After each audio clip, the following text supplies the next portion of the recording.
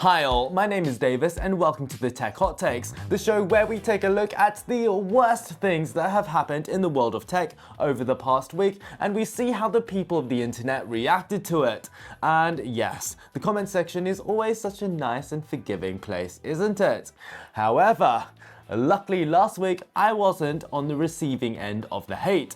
Nathan The Rock Morton says about a story about a folding iPhone, Apple ran out of ideas 10 years ago. And luckily enough, Apple is the topic of today's video because this week is an all Apple show. And while they would like us to gawp over their newly released updates to their iPad and Mac lines, which are all fairly unremarkable to be honest, this was the week where we learned that not only have Apple been intentionally lying to us for the best part of a year, but this was also the week where we found out that the Siri team is somehow even more incompetent and useless than we had ever feared. If you enjoy hearing me whinge every single week, be sure to give this video a like and also be sure to subscribe if you haven't done so yet.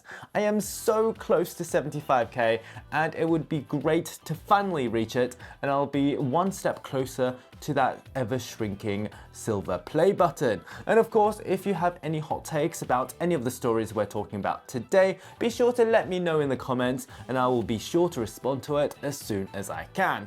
And firstly, let's talk about Apple Intelligence and what an absolute disaster the Apple Intelligence rollout has been. It has quite possibly been the worst Apple rollout in recent memory, or maybe actually second worst if we were to include the cancelled AirPower. So it was announced at WWDC 2024, which was 9 months ago now, and it was supposed to have begun trickling out at the launch of iOS 18 3 months later. And it did get to a pretty rocky start. While the first Apple Intelligence features were supposed to have coincided with the iPhone 16 launch, people who bought their brand new phones on launch day got no sign of Apple Intelligence, as the first few examples of Apple Intelligence, including notification summaries, only came out in 18.1. However, now in March of 2025, 9 months after announcement, and despite just about every single new Apple hardware release shouting about being Apple Intelligence ready from the rooftops, the main Apple Intelligence feature, which is the new version of Siri with personal context, on-screen awareness, and deeper app integration, looks to be, well, even further away than ever. Remember, this was the Siri update that was supposed to make the personal assistant finally useful, with abilities like being able to find an email mentioning your flower order last week, or being able to bring out your passport number that's deep within your photo library. It was supposed to be the update where you could just ask Siri to make a photo a little bit more sepia and then send it to your friend.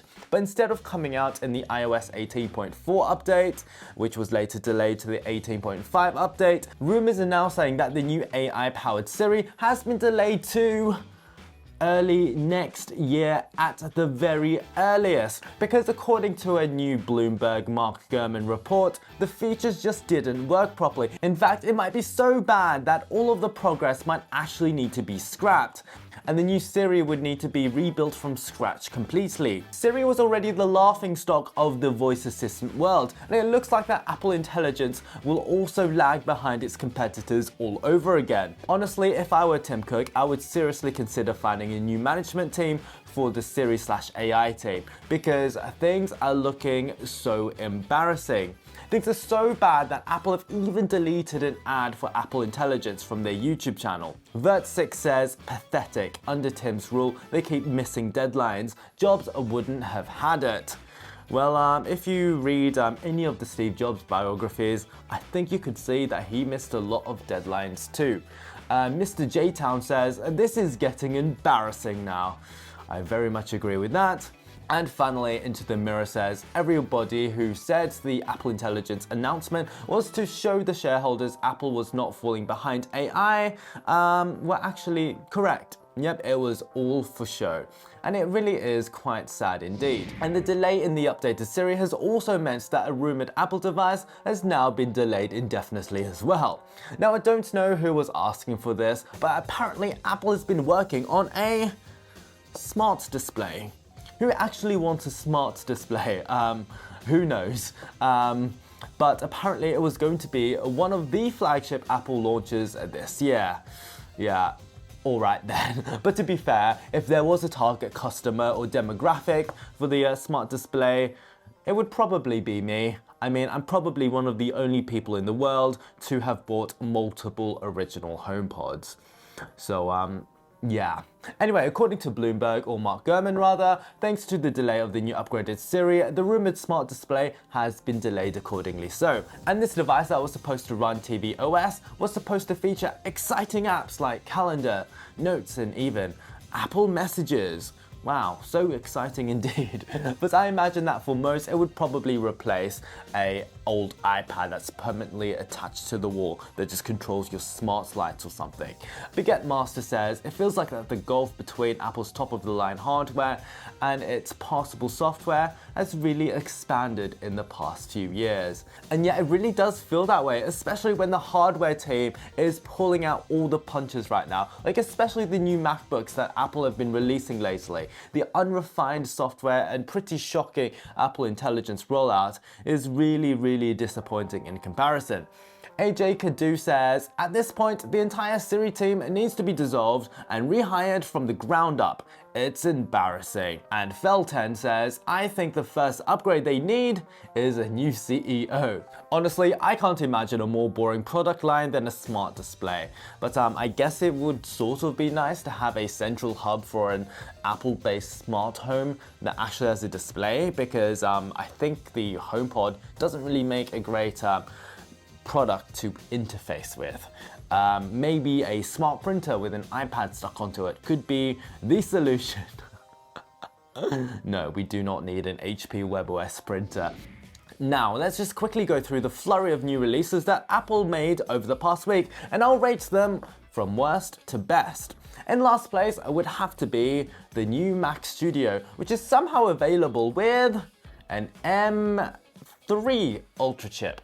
Yep, you heard right, an M3, not M4 Ultra. And while that's because of reasons far too boring for me to mention here, that effectively means that the single core performance for this computer that can cost over $14,000 US is actually slower than that of an ordinary MacBook Pro.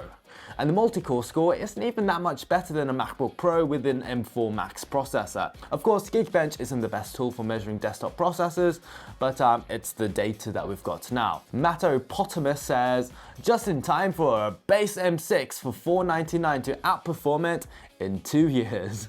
Yeah, those are my thoughts exactly. I mean, the new M4 Mac Mini is absolutely incredible and embarrasses my far more expensive M2 Max MacBook Pro in so many ways.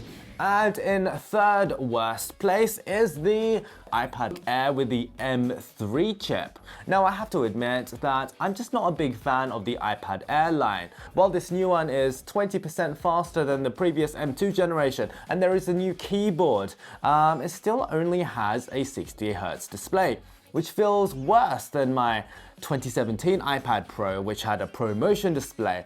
And the new iPad Air is also somehow fatter than the iPad Pro. So what does the word Air really stand for these days exactly? Kylo83 says, does anyone notice any difference with the M1 iPad versus anything else higher? Well, if we're strictly talking about performance, I imagine probably not. But again, I do love how thin my M4 iPad Pro is. It's just ridiculously thin. I love it.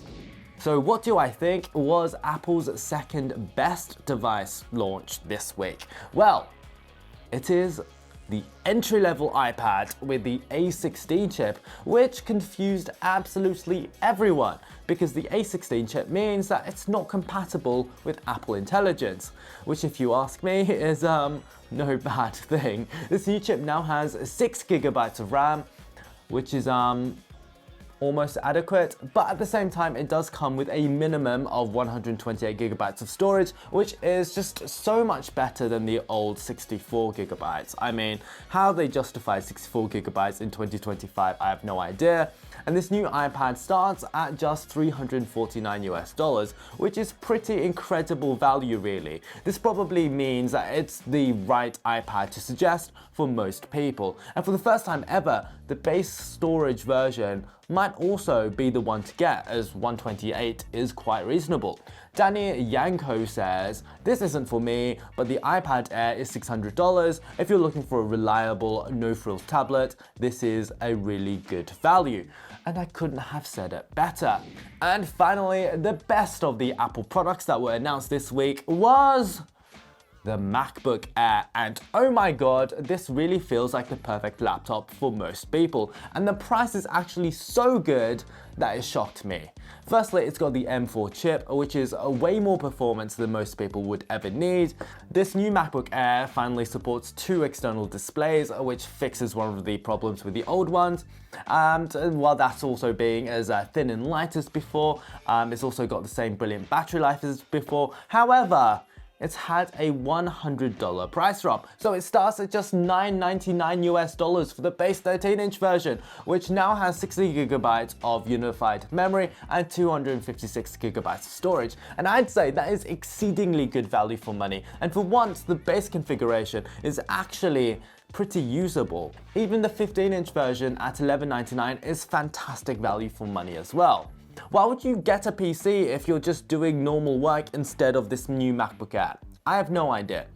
And I'm sorry, but if you're shopping for a new laptop, I think the MacBook Air is absolutely the one to get now. DTMD says, "This is a hell of a bargain at $999, and especially at the $899 educational price." And if you remember that the original MacBook Air with a hard drive from an iPod started at $1799, and it costed an extra $1,000 for a 64 gigabyte SSD upgrade, well, I think that we can see just how great we have it today.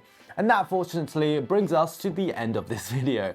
If you somehow managed to endure it and somehow want to see more from my channel, be sure to like the video and subscribe if you haven't done so yet. And until next time, I hope that you are having an amazing day. And toodaloo.